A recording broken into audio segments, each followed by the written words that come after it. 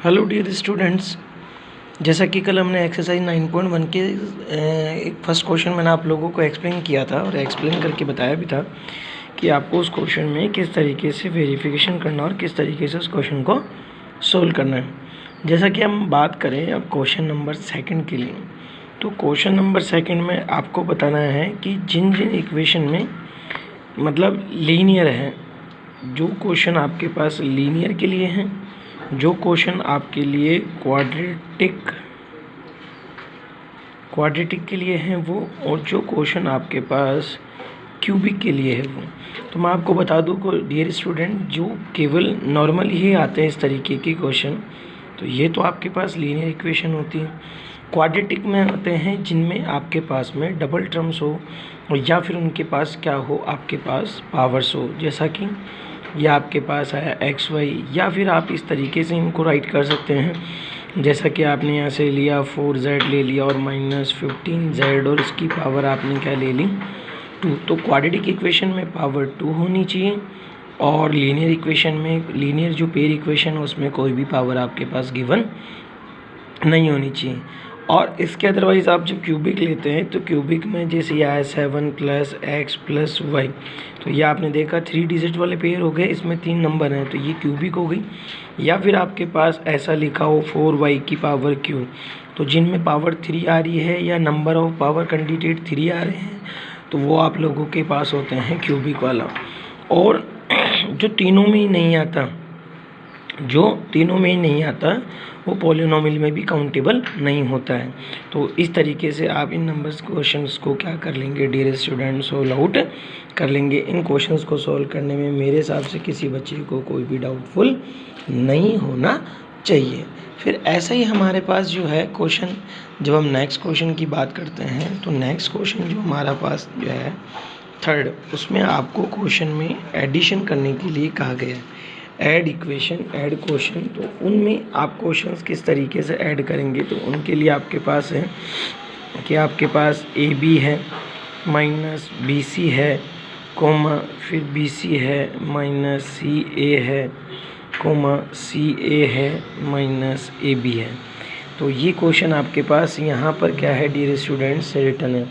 अब इस क्वेश्चन को आप जब सोल्व करेंगे तो आपको इसका सिस्टम अपडेट होना चाहिए जिससे आप इस क्वेश्चन को सोल्व कर सकते हैं। यहाँ पर AB लिखा, यहाँ से मैंने आगे सोल्व किया तो -BC लिखा।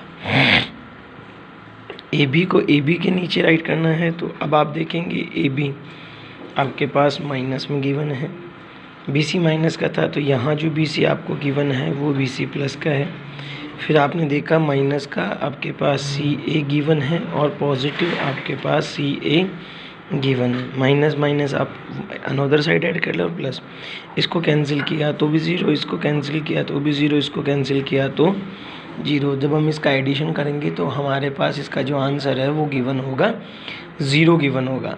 ऐसे ही आप जब अनदर किसी क्वेश्चन को देखते हैं तो अनदर उस क्वेश्चन को सॉल्व करने के लिए, जैसे मैं इसका थर्ड पॉइंट लेता हूँ और थर्ड पॉइंट जब आप इसका सॉल्यूशन के लिए डालेंगे तो थर्ड पॉइंट में भी आपको वही इस तरीके से पहले क्वेश्चन लिखा है, तो जो फर्स्ट नंबर है उसको आप ऐसे कैसे लिख ले 2p और q² -3p एंड q, और फिर प्लस के आपने यहाँ से रिटर्न किए 4। यहाँ से आपने सोल्व किया तो -3p² एंड q², फिर आपने यहाँ से लिया प्लस के 7p q और यहाँ से आपने ले लिया प्लस के 5। तो PQ जो था उसको आप अनदर साइड ऐड कर लें और जो था उसको अनदर साइड ऐड कर लें। एडिशन में कोई भी साइन चेंज नहीं होता है, जब हम सबट्रैक्ट करते हैं तो ही साइन चेंज होता है। अब आप यह देखिए ये नेगेटिव है वो पॉजिटिव है, जब आप माइनस करेंगे तो जाहिर सी बात है ग्रेटर देन जो डिजिट है उसी का साइन आपको एप्लीकेबल करके और यहाँ से इसका सॉल्यूशन लेके चलना है डियर स्टूडेंट्स। तो अब आप देखेंगे इस क्वेश्चन में तो आपके पास यहाँ से रिमेनिंग होता है p² और q², फिर ये माइनस का और ये प्लस का है, तो ग्रेटर देन डिजिट आप चेक करेंगे तो पॉजिटिव है, 3 में से 7 को आपने माइनस किया 4p ऐसा कोई नहीं कि आप इस नीचे वाले डिजिट को ऊपर राइट नहीं कर सकते या ऊपर वाले डिजिट को नीचे राइट नहीं कर सकते, वो आपके ऊपर चॉइस है कि आप इसको किस तरीके से सॉल्व करना ज़्यादा ईजी समझते हैं। और ये आपका 9। तो इस तरीके से इसमें जो भी क्वेश्चन एडिशन के लिए दिए हैं उनको हमारे को इस तरीके से एडिशन करके और सॉल्व करना है। तो I hope so that guys आप इन क्वेश्चंस को एडिशन करने में किसी प्रकार की कोई हेजिटेशन ना रखेंगे और सॉल्व कर लेंगे। अब हम बात करते हैं क्वेश्चन नंबर 4 के ए की। अब 4 का जो ए है उसमें आपको क्या करना है, सबट्रैक्ट करना है डियर स्टूडेंट। और जब आप इसको सबट्रैक्ट करेंगे तो इसके लिए आपको थोड़ा सा दिमाग लगाना है। पहले मैं आपको क्वेश्चन लिख दूँ 12a माइनस 9ab और फिर प्लस आपका यहाँ आता है 5b माइनस 3। अब इसमें से आपको क्या करना है, सबट्रैक्ट करना है। और सबट्रैक्ट करके आपको यहाँ से ये 4a ये आपको यहाँ से क्या करना है, इस नंबर में से सबट्रैक्ट करेंगे तो 7b ab plus 3b plus 12, इसको आपको क्या करना है, सबट्रैक्ट करना है। अब आप पहले क्वेश्चन को रिटर्न करें 12a माइनस 9ab और फिर प्लस आप यहाँ से लेंगे 5b माइनस 3। अब आप यहाँ से ले लें तो ये आया आपका 4a, फिर माइनस का क्या आएगा 7ab, फिर प्लस 3b और प्लस 12। यह आपने इस तरीके से इसको राइट कर लिया। अब आपको सबट्रैक्ट करना है, तो सबट्रैक्ट के लिए आपको सभी डिजिट्स के साइन चेंज करने हैं। यहाँ दोनों पॉजिटिव है, जिसके आगे कोई साइन नहीं होता वो डिजिट आपकी पॉजिटिव होती है, और उसके लिए आप यहाँ माइनस का साइन लें। यहाँ माइनस था तो आप यहाँ प्लस कर देंगे, यहाँ प्लस है तो आप माइनस, यहाँ भी प्लस है तो आप यहाँ पे भी माइनस कर दें। अब 4 तो माइनस का हो गया, 12 प्लस का, तो 4 में से आपने 12 में से 4 को माइनस किया 8a। फिर ये देखो आप जैसे इसको लगाते हो तो आपका सेकंड साइन तो ड्रॉप हो जाता है और थर्ड साइन यूज़ होता है। तो ऊपर वाला डिजिट नेगेटिव और नीचे वाला पॉजिटिव, पर ग्रेटर देन डिजिट हमने देखा तो कहीं का है माइनस का, तो आपको यहाँ पर माइनस लेना है और 9 में से 7 को आपने माइनस किया तो 2ab। फिर आपको यहाँ से देखना है, वही आपको यूँ साइन आपको ड्रॉप कर लेना है, ऊपर वाला पॉजिटिव नीचे वाला नेगेटिव। तो 5 में से आपने 3 को माइनस किया तो आपके पास रिमेनिंग होती है ग्रेटर देन डिजिट 2b। और अब आप देखिए दोनों नंबर नेगेटिव है तो नेगेटिव माइनस के 5 आप यहाँ पर राइट कर देंगे। इस तरीके से इसकी बी सी पॉइंट को आपको क्या करना है, सबट्रैक्ट करना है। ऐसे एक डिजिट ऊपर रखनी, एक नीचे, और अगर प्लस आ रहा है तो माइनस लगा दें, माइनस आ रहा है तो प्लस लगा दें। और इस तरीके से आप उन क्वेश्चंस को क्या कर दें, सॉल्यूशन लेके सॉल्व कर दें। और I hope so that guys कि जो मैंने आपको टॉपिक क्लियर किए हैं वो टॉपिक्स आपको क्लियर हुए भी होंगे और आप उनको कर भी सकते हैं इजी वे में। अब हम बात करते हैं एक्सरसाइज 9.2 की। एक्सरसाइज 9.2 में आपको क्या करना है, जो लीनियर पेयर है उनको आपको क्या करना है, प्रोडक्ट करना है, मतलब आपको उनको मल्टीप्लिकेशन के लिए डालना है।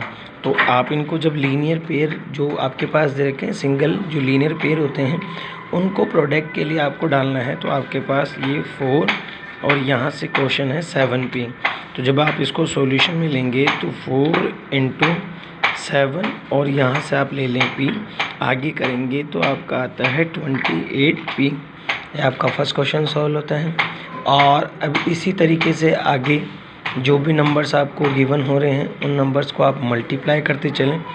जैसे इसका 4th पॉइंट हमने लिया तो 4p3 माइनस 3p ये आया। अब आप यहाँ से ले लें 4 और अब आप इसको मल्टीप्लिकेशन में डाल दें तो 4 × माइनस के 3 ये आपका आ गया।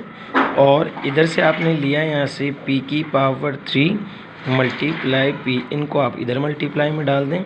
आप इसको सॉल्व करेंगे तो माइनस के 12, p को p से मल्टीप्लाई किया तो p की पावर 4। इस तरीके से आपका जो ये क्वेश्चन है वो आप इस तरीके से भी मल्टीप्लाई करके सॉल्यूशन में डाल देंगे। पर एक चीज़ और ध्यान रखना, क्वेश्चन के अकॉर्डिंग आप ये मिस्टेक मत करना जो अभी मैंने आपको बताया। ये इसलिए बता रहा हूँ आपको मल्टीप्लाई करके, क्योंकि हर बच्चा इसको ऐसे के ऐसे एज इट इज़ रिटर्न कर देता है, पर उस बच्चे को थोड़ा सा क्या करना है, माइंड लगाना है और सॉल्यूशन में डाल देना। इनको सिंगल मल्टीप्लाई करना और इनको सिंगल मल्टीप्लाई। कोई सोच रहा है कि हम डायरेक्ट करें तो वो डायरेक्ट भी सोल्व कर सकता है, ऐसा कोई कंपलसरी नहीं है कि हम इसी तरीके से इन क्वेश्चंस को क्या करें, मल्टीप्लाई में डालें। अब हम बात करेंगे क्वेश्चन नंबर सेकंड की।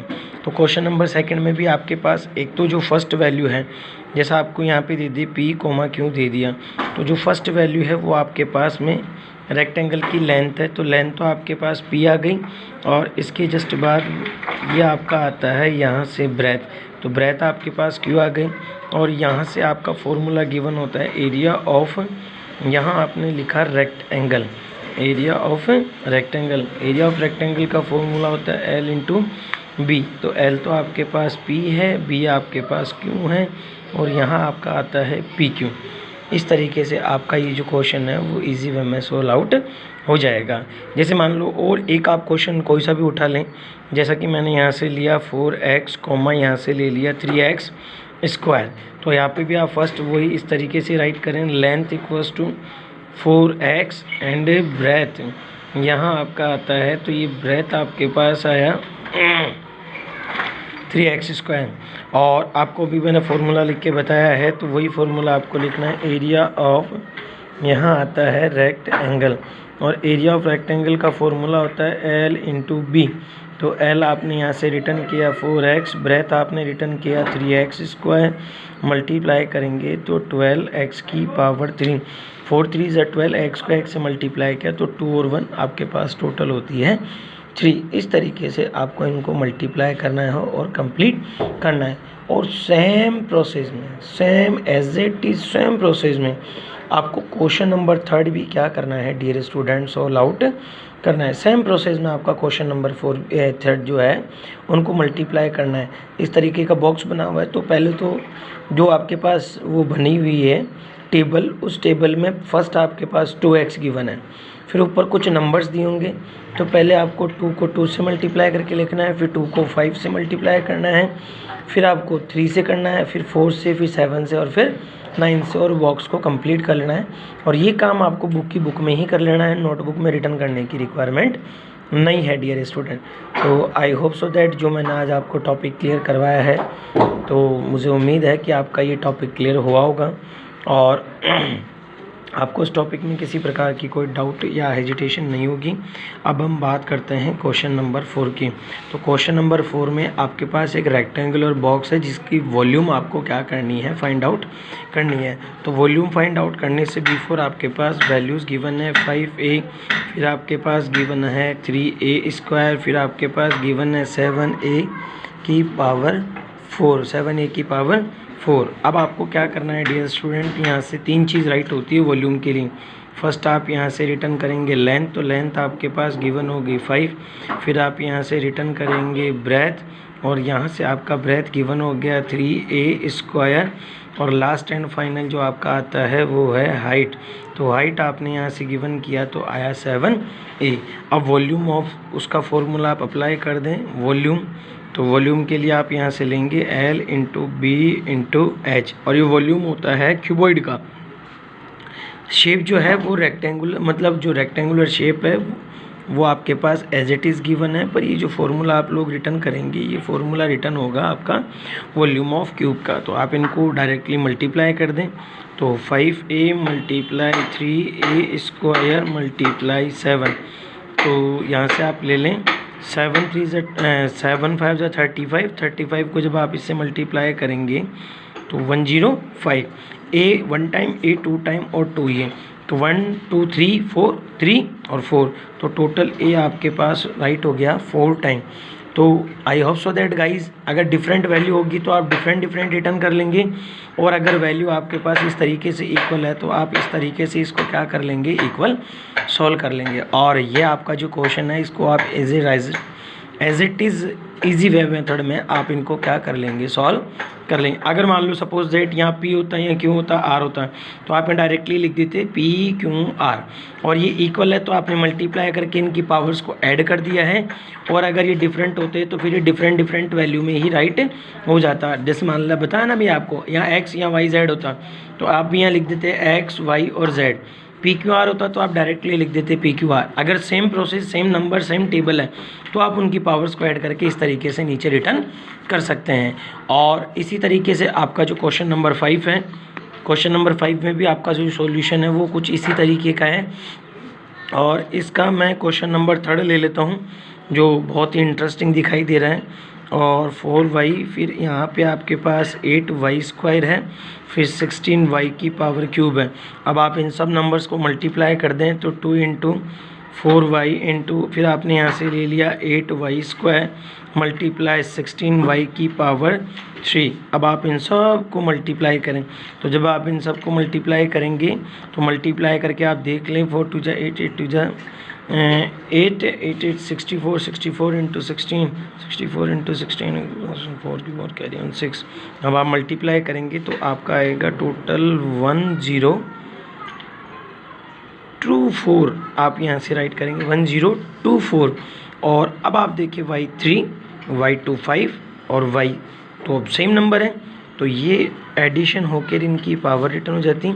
अगर ये तीनों डिफरेंट होती हैं, यहाँ z होता है या x होता है या w होता, तो x w z ही हम यहाँ रिटर्न करते। पर इक्वल नंबर होने की वजह से हम इनको डायरेक्टली मल्टीप्लाई में डाल देंगे और डायरेक्ट इनको मल्टीप्लाई कर देंगे।